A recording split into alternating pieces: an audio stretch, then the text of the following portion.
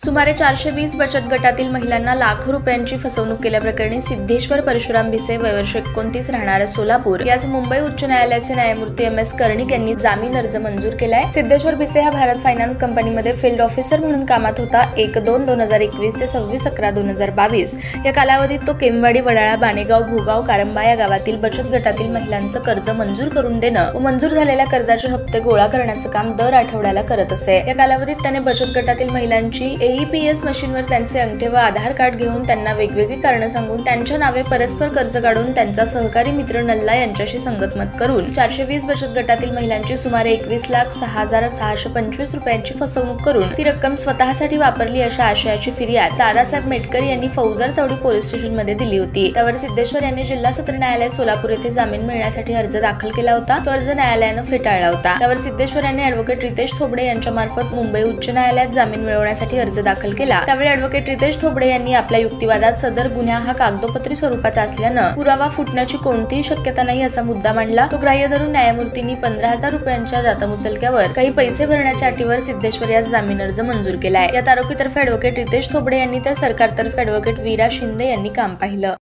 ताज्या बातम्या पाहण्यासाठी प्राईम मीडिया न्यूज चॅनलला सबस्क्राईब करा आणि बेल आयकॉन प्रेस करा।